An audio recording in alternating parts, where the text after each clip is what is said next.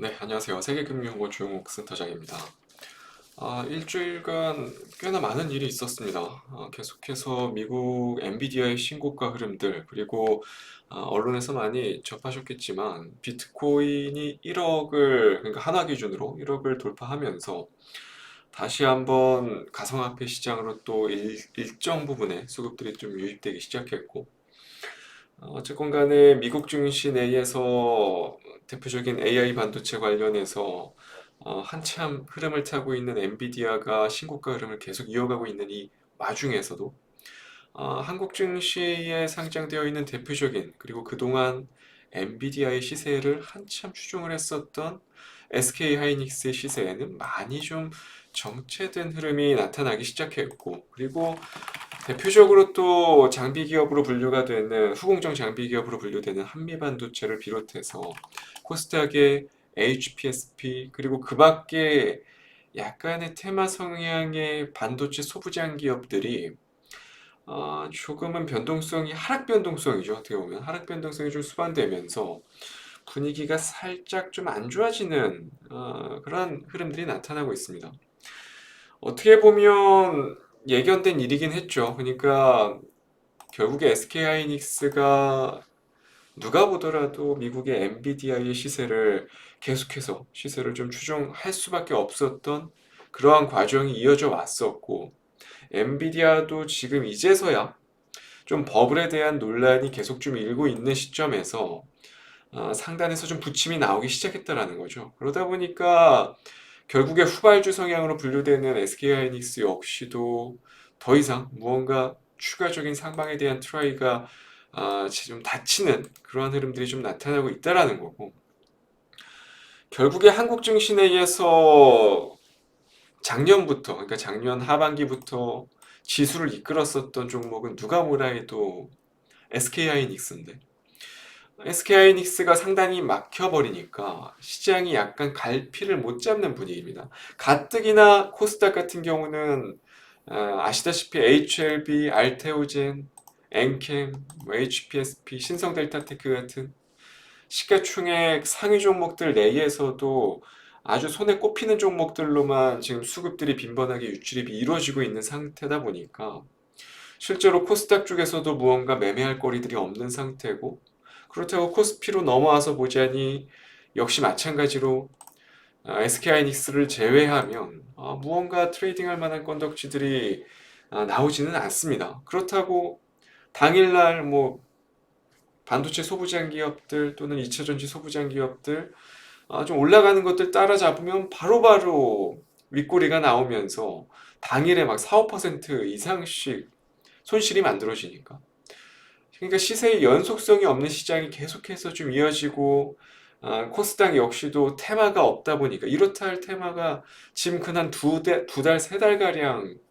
테마가 없다 보니까 시장에서 개인 투자자분들은 너무나도 혼란스러운 그런 시기가 지금 만들어지고 있다라고 저는 개인적으로 생각을 해요.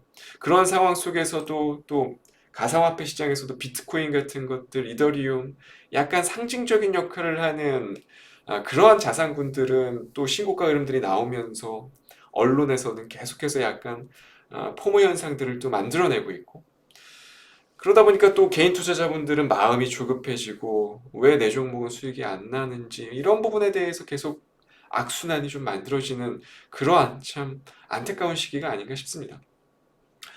결국 정리를 하자면 한국 증시는 여전히 대형주 장세고요. 코스닥도 마찬가지입니다. 코스닥도 시가총액 일부 상위 종목들, 아까 말씀드렸던 HLB, 알테오젠 이런 종목들을 비롯해서 일부 한 네다섯 종목으로만 지수를 계속 맞춰놓는 작업들이 진행이 되고 있고, 코스피도 마찬가지죠. 코스피도 SK하이닉스, 삼성전자, LG엔솔, 그 밖에 삼성 SDI 같은 대표적인 반도체 그리고 2차전지 기업들을 중심으로 지수를 맞춰놓고, 그리고 오늘 코스피가 장중에 2700포인트를 일시적으로 돌파를 해냈는데, 이 중심에 어떠한 종목들이 있느냐 하면 바로 금융주가 대표적이죠.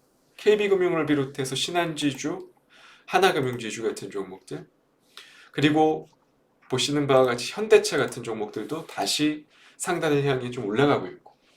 그러니까 해석을 하자면 결국에는 지금 대형주 장세긴 한데 그 중에서도 시장을 지수를 견지해주고 뒷받침해주고 있는 업종들은 다름이 아닌 바로 지금 정부에서 적극적인 액션을 보여주고 있는 기업 밸류업 프로그램의 도입에 따른 저PBR 업종들, 이쪽들이 지금 계속 메인이 되고 있다는 겁니다. 이쪽이 쉽게 죽지 않고, 뭐 물론 옥석이 가려지고 있어요.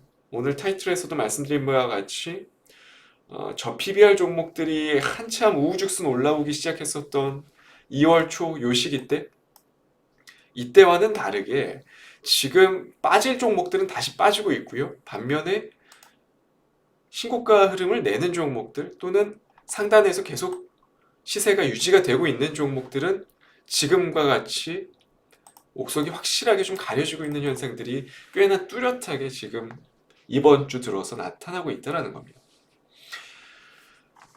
들으셨는지 모르겠지만 실제로 거래소 측에서도 예상했던 것보다, 그러니까 예상했던 게 이번 3분기 정도, 그러니까 빠르면 한 9월 정도, 더 빠르면 한 여름 정도까지는 기다려야 정부의 밸류업 프로그램 도입 가능성 가이드라인이 확실하게 발표가 된다고 전해졌는데, 거래소 측에서는 이보다 조금 더 앞당겨서 가이드라인을 5월, 그러니까 다다음 달이죠. 이제 얼마 안 남았습니다. 5월로 앞당겨서 공개를 하기로 했고, 추가적으로 금융당국 차원에서도 지금 밸류업 프로그램에 대한 압박이 생각했던 것보다 더 강하게 압박을 하고 있다는 겁니다.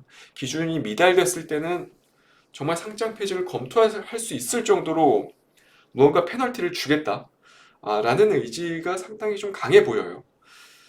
결국에는 반도체 쪽이 좀 부담스럽고 어쨌건 간에 후발주 성향으로 짙어졌기 때문에 SK하이닉스가 부담스러운 위치에 도달했고, 2차전 집단의 업종들은 아직까지는 바닥권에서 기간 조정이 조금은 더 필요한 그러한 배터리 셀 기업들, 소재 부품 장비 기업들, 조금은 더 기간 조정이 필요한 위치이기도 하고, 그러면 지금 당장의 지수를 끌어올리고 견인해 줄 수 있을 만한 산업은 당장에는 저PBR 업종들, 그 저PBR 업종들 내에서도 성장성이 어느 정도는 유지가 되는, 그러니까 일회성으로 자산 가치만 단순히 높아서 지금처럼 상징적인 흐름들을 보여주는 종목들 말고 향후 5년, 10년까지도 지금의 현재의 영업이익률을 그대로 어느 정도는 유지를 해 나갈 수 있을 만한 그러한 저PBR 종목들로 지금 수급들이 더 다이나믹하게 유입이 되고 있다는 거죠. 대표적으로 그 중심에서도 금융주들이 확실하게 눈에 띄고 있고, 그 밖에도 현대차를 비롯한 기아 같은 종목들 신고가에 근접하는 모습들이 나타나고 있고, 삼성물산 같은 확고한 주주 환원 정책에 대한 의지를 피력하고 있는 종목들을 비롯해서 분명히 뭐 전반적으로 저PBR 업종들의 탄력도가 둔화된 건 맞지만, 그리고 빠지는 종목들은 또 많이 빠져 내려옵니다. 하지만 그 중심에서도 어느 정도의 성장성을 담보하고 확고한 주주환원 정책의 의지를 보여주는 그런 기업들은 분위기가 여전히 좋다라는 거예요. 지금과 같은 시점에서는 오히려 이러한 어쨌건 간에 대형주 장세이기도 하고, 그리고 정부 정책에 맞서지 말아라는 그러한 증시의 격언을 떠올려 봤을 때 지금 당장은 저 PBR 업종들을 계속해서 컨택하고 트라이 해보는 게 나쁘지 않을 거라는 생각이 들어요. 그래서 오늘 5% 공략 중 당연히 이와 연관이 있는 종목들로 준비를 해왔고요. 오늘은 특별하게 좀 두 종목 정도를 준비해 왔습니다. 짧게 소개를 드리고 좀 마치도록 할게요. 첫 번째 종목 바로 동아소시오홀딩스라는 종목입니다.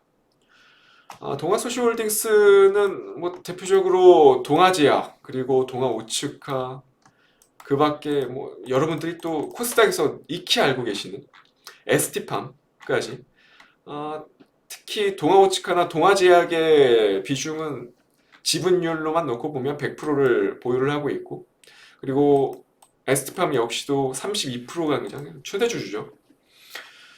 다양한 제약 산업을 영위를 하고 있는데 대표적으로 뭐 흔히들 아시는 바카스, 뭐 판피린, 가그린 같은 그 밖에도 다양한 시밀러 전문의약품 라인업들을 보유를 하고 있고 사업회사 성격의 기업들이 그리고 에스티팜까지 이제 또 보유를 하게 되면서 어쨌든 또 위탁 생산 관련해서도 다 다양한 산업을 영위를 하고 있는데 지금 동아소시홀딩스 같은 경우는 작년에 바이오의 지주회사격 상장 종목들이 많지는 않아요 시장에서.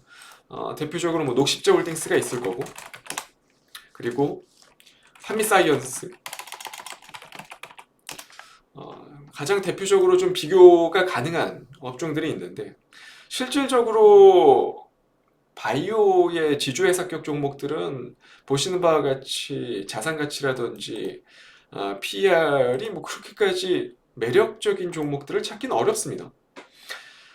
근데 동아소시홀딩스 같은 경우는 얘기가 좀 다르죠. 이미 작년에 역대급 실적을 써내려왔고 주요 사업회사의 실적이 너무나도 좋았고 그리고 올해 포드 PER로만 놓고 보더라도 올해 영업이익 기준 한 880억 정도 예고가 되고 있는 상태인데 포드 PER 기준으로 했을 때 8배 그리고 PBR 기준으로 봤을 때 0.67배까지 내려옵니다.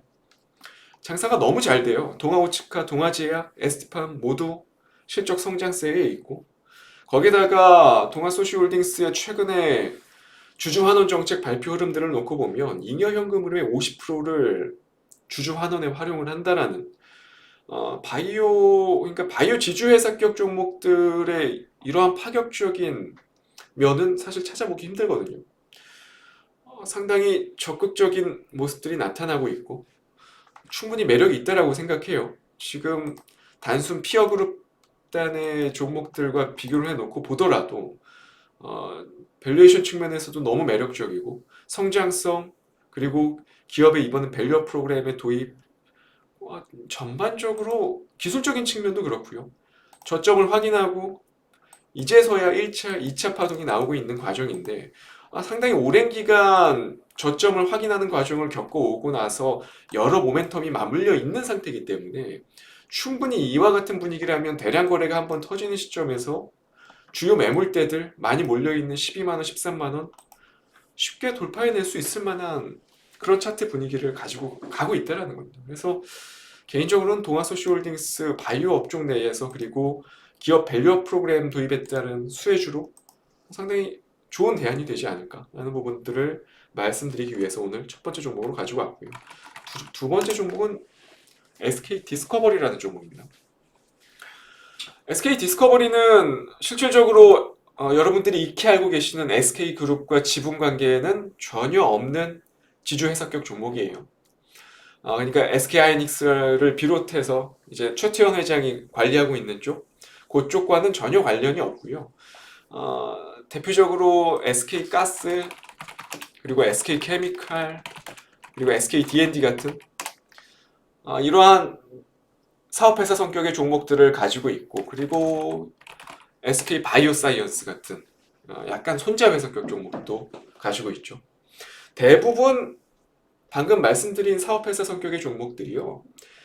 친환경 또는 신재생 에너지 그리고 보시는 바와 같이 제약 쪽 그러니까 CDMO, 위탁 생산 쪽 이쪽 라인업들을 보유하고 있습니다. 그러니까 다시 말해서 친환경, 뭐 신재생 에너지, 당장 성장 산업 쪽 사업들로 분류가 되고 거기에다가 SK가스 같은 경우는 LNG 쪽에 대한 성장성에 더불어서 최근에 2021년 수소 사업까지 진출을 하면서 지금 뭐 3년 만에 불과 두 곳의 발전소가 지금 가동이 되고 있는 상태거든요.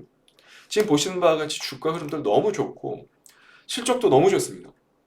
그러다 보니까 SK 디스커버리, 그러니까 지주회사격 종목인 SK 디스커버리 같은 경우는 지금 보시는 바와 같이 PER이 2배, PBR이 0.3배 정도 수준밖에 채 되지 않아요. SK의 지주사격 종목인 SK스퀘어와 실적이 완전히 대조가 되죠. 작년에 SK하이닉스를 보유하고 있는 SK 지주사격 종목은 오히려 실적이 안 좋았던 반면에 SK 디스커버리가 보유하고 있는 사업회사 성격의 종목들은 실적이 방어가 됐거든요.